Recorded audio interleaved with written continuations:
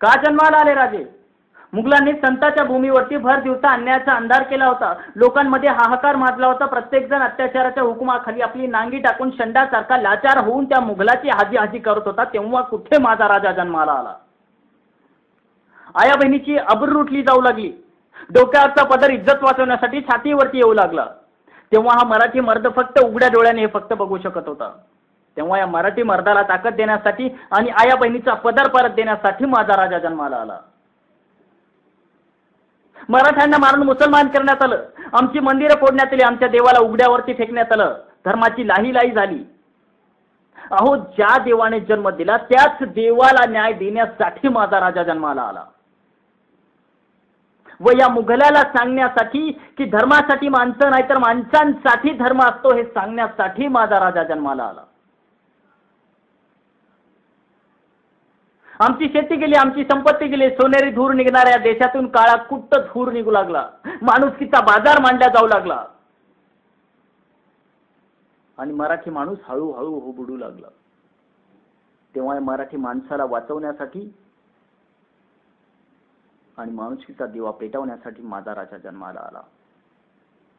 अरे बघतोस काय, मुद्राकर असं म्हणणारा, स्वतःला राजा समजणारा, मोडेल पण वाकणार नाही असं म्हणणारा, आई बाप आणि राजा यांच्याच पुढे झुकून मुद्रा करणारा हा मराठी माणूस त्या अल्लालाही लाज वाटेल अशा मुघलाच्या दरबारी जाऊन त्याची हाजी हाजी करू लागला. तेव्हा कुठे माझा राजा जन्माला आला?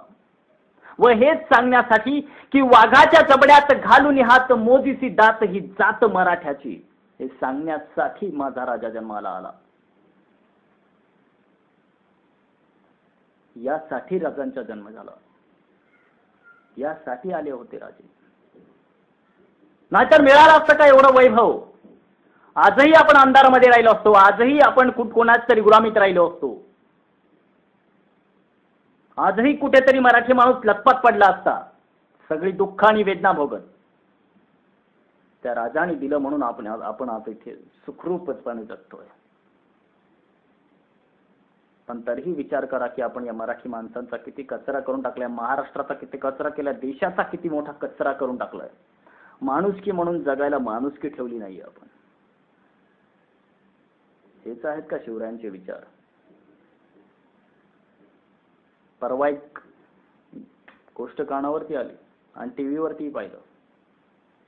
दुःख झालं सगळं काही बघून.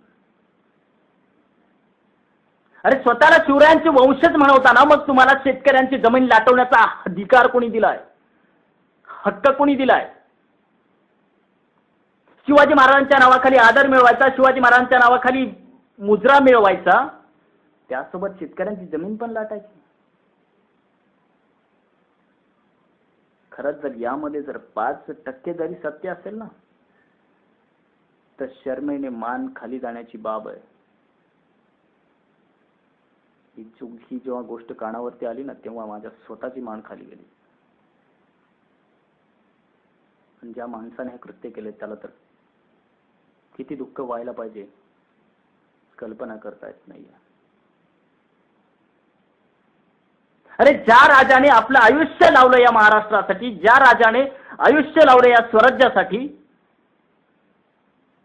त्याची कसलीही जाण नाहीये, कसल्याही गोष्टीचे उपकार नाहीयेत. अहो, अनुयायीचा प्रत्येक माणूस आहे महाराष्ट्रातला, पण वंशजांचं काय?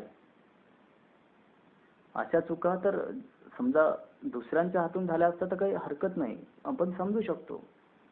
पण वंशजांच्या हातून दुःखाची बाब आहे.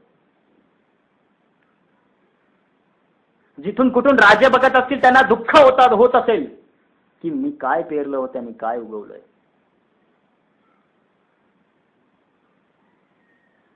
एकदा शिवाजी महाराज सुरतच्या सवारीवरती निघाले होते. त्यांना पैशांची गरज पडली.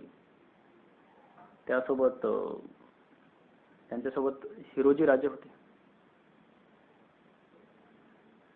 हिरोजींना घेऊन निघाले सोबत सावकाराकडे कर्ज घेण्यासाठी. सावकाराकडनं कर्ज घेण्यासाठी गेल्यावर सावकार बोलला की तुम्हाला जर कर्ज हवं असेल तर तुम्हाला काहीतरी गहाण ठेवावं लागेल. त्यावेळेस शिवाजी महाराज म्हणाले, हे तर सगळं काही स्वराज्यासाठी चाललंय, नाही तरी पण तुम्हाला काहीतरी गहाण ठेवावं लागेल. तेव्हा राजाने एक गवताची काडी उचलली आणि ते सावकाराला दिली. तेव्हा सावकाराने कर्ज म्हणून पैसे दिले. ते कर्ज घेतलं, सुरतच्या स्वारीवरती गेले, सुरतची स्वारी पूर्ण करून आले. सावकार तर कर्ज फेडायचं होतं, कर्ज फेडायला सावकाराकडे आले. परत सावकारानं कर्ज परत केलं आणि सावकारानं म्हणाले की मी तुमच्याकडे ठेवलेली गवताची काडी मला परत द्या. तेव्हा हिरोजी सोबतच होते. हिरोजी म्हणाले, राजेसाहेब, आता त्या गवताची काडीची काय किंमत, कशाला मागताय? त्यावर राजे उद्गारले की माझ्या स्वराज्याची गवताची काडी सुद्धा गहाण असता कामा नये. अरे, असे विचार पेरलेल्या राजाच्या राज्यामध्ये हे घडावं?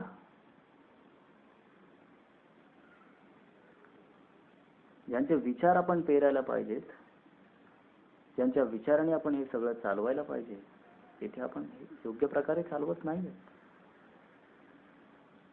फक्त मी मराठी मी मराठी म्हणून फक्त मिरवत राहायचं, त्यांच्या जयंतीनं मजा करत राहायचं, की त्यापेक्षाही काहीतरी वेगळं करून दाखवायचं. आम्हाला परत एकदा शिवाजी जन्माला नको. आम्हाला त्यांचे विचार जर पेरत गेलो तर आम्हाला तोच नवीन जन्म आहे शिवाजी महाराजांचा.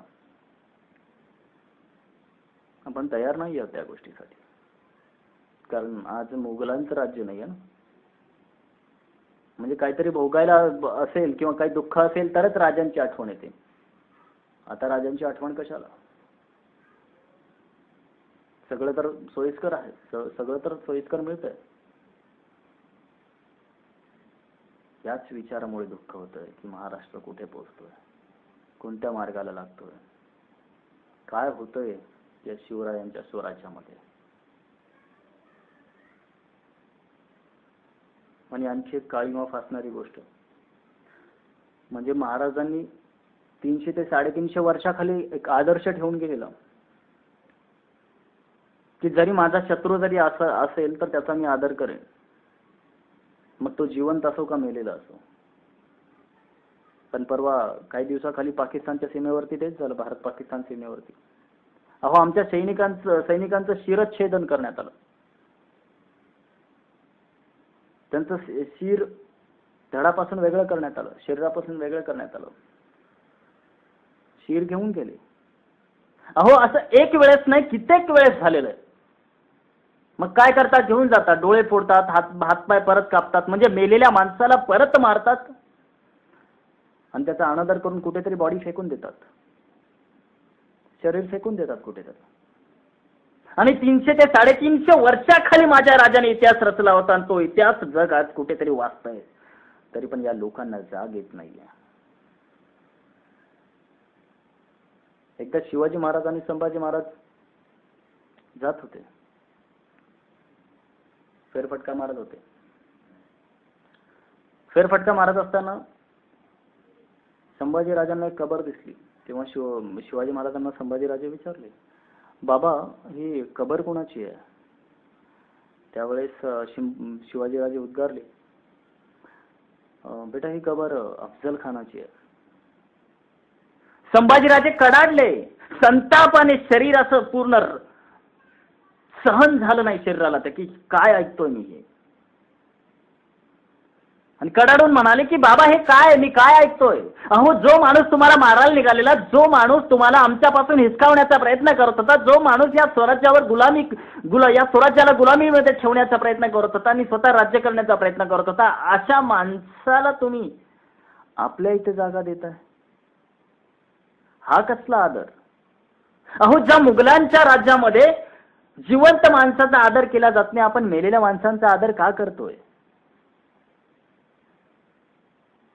यावरती शिवाजी महाराज उद्गारले, अरे, माझं युद्ध त्या फक्त अफजल खानाच्या कृत्याशी होतं, माझं युद्ध त्या अफजल खानाच्या कर्माशी होतं. अफजल खान संपला, त्याचे कर्म संपले, मग त्याच्या शरीराला छळून मी त्याच्या शरीराला उघड्यावर कुठेतरी फेकून मी माझी माणुसकी का संपवू? हा होता माझा राजा, हे संस्कार होते माझ्या राजाचे, हा संदेश होता माझा राजाचा की असा घडवायचा महाराष्ट्र, असा घडवलाय मी महाराष्ट्र. आणि प्रत्येक वेळेस या मराठी माणसासाठी नाही तर भारतातल्या प्रत्येक लोकांसाठी झगडणारा राजा होता. कुठे पोहोचलोय आपण याचा विचार करणं गरजेचं आहे. काय करतोय आपण, कुठे जातोय, कशा प्रकारे आयुष्य जगतोय, खरंच आपण चांगल्या प्रकारे आयुष्य जगतोय का याचा विचार करणं गरजेचं आहे.